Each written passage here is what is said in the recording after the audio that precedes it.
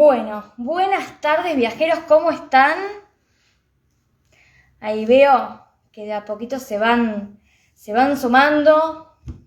Más que buenas tardes, buenas noches ya, ¿no? 8 y piquito de la noche, ya uno está preparando más, pensando en la cena que otra cosa, así que vamos a intentar de ser breves, ¿sí? Bueno, vieron que el día viernes 9 en realidad no tuvimos vivo porque fue feriado, y en realidad en el día de ayer tampoco hubo porque me pidió, íbamos a tener una entrevista con el doctor Dolinsky, Sebastián Dolinsky, de compensaciones aéreas, y me pidió pasarlo para el día de mañana, día miércoles a las 19 horas, para hablar sobre todo lo que está relacionado con cancelaciones, reprogramaciones, todas esas cuestiones que hay que siempre surgen un montón de dudas. Lo vamos a hablar en el día de mañana, ¿sí? Así que para hoy tenemos, ahí lo voy a invitar, para hoy vamos a tener con nosotros al doctor Ezequiel Ringler, que es el titular de Aeroderechos, porque vieron que en estos días pasaron un montón de cosas, ¿no? Y entre ello, además de, por supuesto, estar alegres porque Argentina ganó la Copa, más allá de eso, una de las cosas importantísimas que pasaron este fin de semana es el tema de la ampliación del cupo de 600 pasajeros que antes ingresaban diariamente y ahora se está empezando a extender para, a fin de mes, tener un cupo de 1000 personas que ingresen diariamente. Entonces, bueno, para todos los que estén en aquella situación de reclamo que tienen y dicen, bueno, a ver, yo ya inicié todos los pasos pertinentes, administrativo, mediación, y tienen el acta cerrada sin acuerdo, y dicen, ¿y ahora cómo seguimos? Para eso lo tenemos acá a nuestro colega, un abogado especialista en turismo, que trabaja hace muchísimos años también en esta temática. Ahí lo invité para que se sume. Hola, ¿me escucha? Ezequiel, buenas tardes, ¿cómo estás?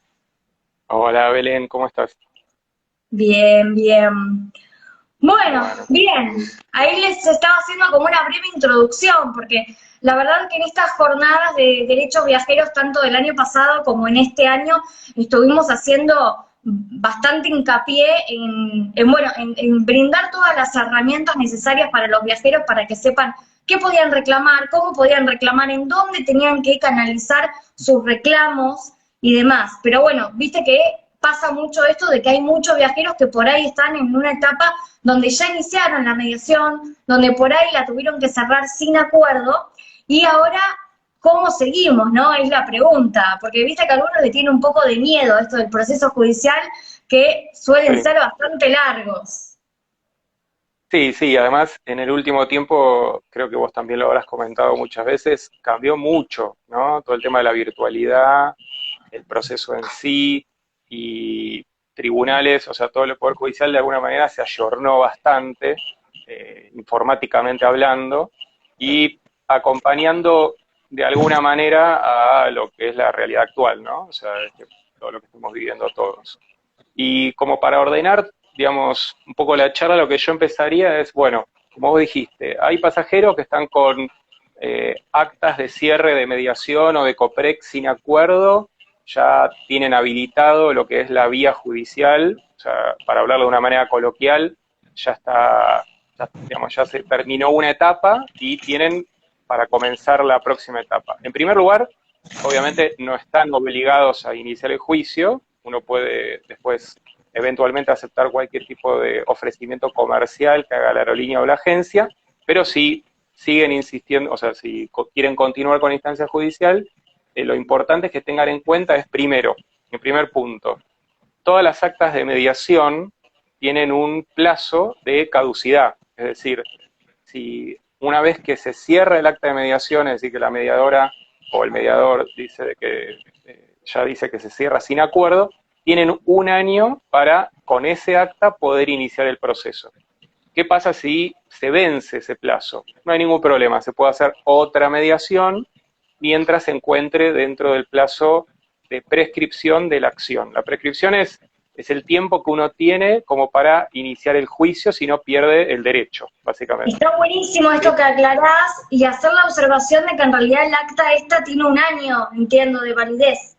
Un año entero que puede la Exacto, gente tener para iniciar el proceso judicial. exactamente. Y en nuestra opinión, en este tipo de reclamos, lo que serían las devoluciones por COVID, que entra dentro del ámbito y la órbita de la Ley de Defensa del Consumidor, el plazo de prescripción sería 3 años. ¿3 años desde cuándo? Y bueno, sería desde, también en nuestra opinión, desde la fecha en la cual surgió el incumplimiento, que en este caso sería eventualmente la fecha de la contratación que uno tenía que ingresar al hotel o del vuelo, eventualmente. Igual, obviamente, quizás nadie va a esperar hasta 3 años y Dios sabe qué es lo que va a pasar en 3 años de acá en adelante, pero en definitiva, esos son los plazos como para que uno pueda moverse, que es muy importante eso, porque quizás uno cuando se decide se encuentra que tiene algún plazo caduco o prescripto. Eso es el primer punto. Bueno, ahora, tengo el acta, quiero iniciarlo, estoy en plazo, ¿cómo continúo? Bueno, vieron que en COPREC muchos pasajeros pudieron actuar por su propio derecho sin un patrocinio letrado. Acá, para el inicio de un proceso judicial, sí o sí van a necesitar la firma de un abogado que los patrocine. ¿Okay? Eh, Ahora, actualmente, el Poder Judicial tiene una gran ventaja en ese sentido en cuanto a que se pueden iniciar causas a distancia. Uno no tiene que ahora ir, presentarse en tribunales, llevar los papeles, sino que es prácticamente todo digital, ¿no? Entonces, el abogado que los patrocine seguramente les enviará el día de mañana la demanda como para que se firme de manera digital o con una firma hológrafa, pero siempre con un respaldo papel, que es una obligación que estableció el Colegio Público de Abogados actualmente para todo este proceso digital, y el proceso se lleva adelante prácticamente todo online. O sea, todos los pasajeros el día de mañana pueden chequearlo a través de la web del Poder Judicial de la Nación, pidiendo los datos del número de expediente y del fuero, donde esté. El fuero significa el tipo de juzgado donde quede radicado el juicio. Y acá viene un tema, ¿no? O sea, ¿dónde lo inicio? Que también es un tema, un Comercial, detalle importante. federal, daños y Exactamente, perjuicios. Sí, tenemos. exactamente, un tema de competencia. Competencia significa es qué juzgado se decreta competente. Bueno, y acá hay todo una ensalada de temas, ¿no? Pero para clarificarlo, como vos dijiste, hay dos opciones. O que el juicio termine siendo competente el fuero comercial o el fuero federal, que es el fuero civil y comercial federal de la nación. Que no es nada raro, es un tipo que no suene como si fuese Comodoro Pi, no, nada raro, o sea, es solamente un tipo de juzgados que se dedican particularmente a estos temas exclusivamente aeronáuticos. Y el tema de la competencia se dirime porque, obviamente, en este tipo de casos hay mucha tela para cortar acerca de codoctrina y otro tipo digamos, de lo que se escribió últimamente, que es muchísimo, de lo cual vos también escribiste bastante, acerca de el tema de defensa al consumidor, si se aplica o no la ley de defensa al consumidor, de acuerdo al artículo 63 de la ley de defensa al consumidor, en temas relativos a aeronáuticos. Pero cada día más los juzgados se están inclinando, y eso lo notamos nosotros en la práctica, por la competencia en el fuero comercial, que tiene una gran ventaja por varias cuestiones, sobre todo por la celeridad, o sea, de cómo funciona. Los fueros federales son un poco más lentos, son menos juzgados, son 11 en total, y además un tema muy sensible que se dedican a amparos de salud. O sea, es el fuero que es competente en amparos de salud. Entonces, estos temas aeronáuticos, para decirlo mal y pronto, quedan siempre relegados, ¿no? O sea, siempre hay prioridad, obviamente, están los temas de amparo de salud, que son temas urgentes. Y es mucho más rápido el fuero comercial. O sea, a la hora del inicio, yo recomiendo iniciar en el fuero comercial y que, bueno, después el juez decrete o no, o el fiscal en su caso, la competencia. Y seguramente, si no lo hacen, el día de mañana, cuando conteste la demanda o la agencia de viajes o la aerolínea, va a pedir que sea competente el fuero federal y eso quedará, no pasa nada, queda dirimido eventualmente en en una sentencia interlocutoria del juez que dirá que si queda en comercial o en federal. Y hoy por hoy te diría que es un 75-25% que queda en comercial, ¿ok? Eso es en lo relativo como para el inicio y que todos sepan dónde se inicia, cómo se inicia. Ahora, ¿qué se reclama? Que es otro tema muy importante, ¿no? Bueno, el objeto del reclamo siempre en los temas de COVID clásico, yo le llamo COVID clásico a las cancelaciones que ocurrieron durante el 2020 y que mucha gente está exigiendo la devolución del dinero en sí. Ahí se reclama obviamente la devolución del dinero en la misma moneda que se abonó. Esto es muy importante porque hubo gente que abonó en pesos y otro en dólares. Y después hay otros dos rubros más que en general se reclaman, que son lo que serían los daños y perjuicios en general, que técnicamente se les llama daño moral, y también se puede reclamar el daño punitivo. El daño punitivo es un daño que faculta la Ley de Defensa del Consumidor como para reclamar a favor del consumidor por el accionar que tuvo la empresa, o la aerolínea o la agencia. Si recae en el fuero federal es muy, muy difícil que hagan lugar al daño punitivo. Por eso conviene también el fuero comercial, que hay cierta jurisprudencia que establece el daño punitivo. ¿Y cuánto se reclama de eso? Mucha gente me pregunta, bueno, yo tengo un pasaje por 10.000 pesos. Bueno, ¿cuánto puedo reclamar de daños y perjuicios o de daño punitivo? Bueno, nuestra recomendación siempre es que tenga una referencia con el valor del objeto, es decir, del pasaje, que eran estos 10.000 pesos. O sea, es decir, no se puede reclamar 1.000.000 cuando uno tenía un reclamo por 10.000. Porque, de hecho, hay una cosa que se llama ultrapetitia, que es la otra parte puede, digamos, oponer una penalidad por reclamar de más, básicamente, ¿no? Y eso es muy importante porque uno va muy envalentonado a ir por todo, básicamente, con el juicio, y después se encuentra que, de hecho, puede ganar el juicio, pero también le pueden hacer lugar a la ultrapetitia y tenga que pagarle al abogado de la aerolínea, lo cual, eso también es muy importante para que se sepa. O sea, hay que ser razonable. Hay que ser, exactamente. Por más que uno esté muy enojado, hay que ser razonable. Ahora, ese es un tipo de reclamo, ¿no? O sea, lo que son el COVID 2020, las cancelaciones del COVID 2020. Después, obviamente que ya el año pasado a la fecha pasaron muchas cosas y hubo otros tipos de problemas en el medio, ¿no? Que en ese sentido son cancelaciones, entre comillas, cancelaciones de vuelo clásicas, no referidas a un tema como actualmente estamos viviendo del gobierno, o sea, por limitaciones del gobierno, sino porque la aerolínea o decidió no volar, o tuvo un desperfecto técnico, o por una cuestión no cumplieron con el contrato que en su momento habían celebrado con el pasajero de manera directa o a través de una agencia de viajes. ¿Ok? Y eso también tendrá eventualmente como rubros de reclamo los daños y perjuicios en general y los gastos que el pasajero no haya disfrutado o haya tenido que solventar por su cuenta. ¿Ok? Es decir, si un pasajero le cancelaron un vuelo de ida y en el destino tenía, por ejemplo, contratado un hotel o un alquiler de auto, se puede reclamar lo que no haya disfrutado, o a la inversa, si es que le cancelaron el vuelo de regreso y la aerolínea lo dejó parado 2 días, por ejemplo, y no le dio ningún tipo de asistencia, se pueden reclamar todos esos gastos que tengan que ver con lo que son no sé, hotel, comida, bebida, etcétera, los servicios incidentales, básicamente. Bueno, ese tipo de reclamos, los reclamos de cancelaciones clásicas, digamos, o sea, no referidas al COVID, esos sí es muy difícil que sean aceptados en el fuero comercial. ¿Ok? Para diferenciar lo que es el COVID 2020, que está enmarcado más dentro de la Ley de Defensa del Consumidor, en este caso es un tema eminentemente aeronáutico, o sea, hubo un problema técnico o la cancelación de manera unilateral de parte de la compañía, sí o sí va a ir al foro federal y dentro de estos dos rubros que se pueden reclamar, ¿no? Ahí más o menos ese es el encuadre de cuál es el plazo para iniciarlo, cuál es muy importante, dónde se inicia, es decir, dónde está cuál es la competencia.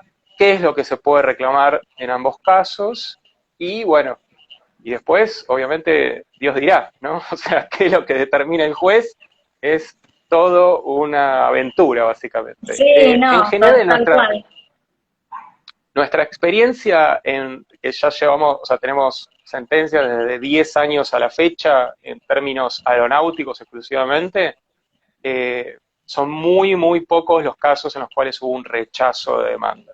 O sea, las únicas excepciones por cancelaciones, vos lo dijiste y yo veo que vos también lo posteás en ese sentido, son temas climáticos. El fundamento jurídico de Mm, COVID 2020, o sea, las devoluciones por COVID, eso también se habló un montón, obviamente no se prestó el servicio, hubo un contrato y tampoco puede haber un enriquecimiento sin causa de parte de la compañía aérea que no prestó el servicio, pero se quedó con el dinero. Es muy básico, realmente no hay, o sea, no hay lugar hasta ahora, nosotros hemos tenido, ya iniciado muchos juicios y hemos recibido contestaciones de demanda, y la verdad es que son muy, digamos, tienen poca defensa de fondo, desde el punto de vista que no ya lo que se decía antes de fuerza mayor y demás, que afecta a todos, en realidad ya no corre porque hay como una equivalencia de institutos jurídicos, pero que en el fondo, ¿dónde está el dinero? Básicamente, ¿no? O sea, tal ¿quién se cual. quedó con el dinero? Mi dinero. O sea, y eso está clarísimo, y los jueces lo tienen súper claro.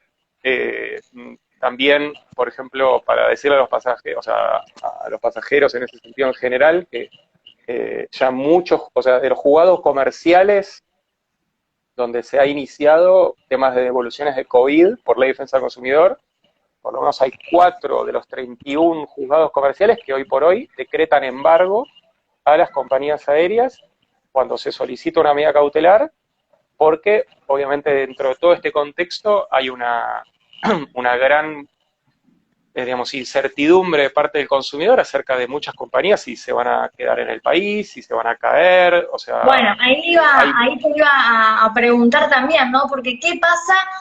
Está buenísimo esto que indicás también para darle entonces a los pasajeros y a los viajeros, darles esta información de que en realidad por ahí el plazo no es tanto, porque estamos empezando a ver cómo los juzgados entonces empiezan a actuar, que por ahí no son 3, 4 años interminables, sino que puede hacerse un poco más ágil. Obviamente que siempre va a depender el caso, eso desde ya el sí, caso y el juzgado donde cae la causa, ¿no? Por supuesto. exactamente, Pero ¿qué pasa exactamente. con estos casos que en realidad las aerolíneas ya no están más acá en Argentina? Porque bueno, nosotros sabemos que Bueno, en realidad hay algunas empresas que igualmente, por más de que no estén acá, los locales comerciales, digamos, igualmente tienen estudios jurídicos, entonces sí se podrían causar.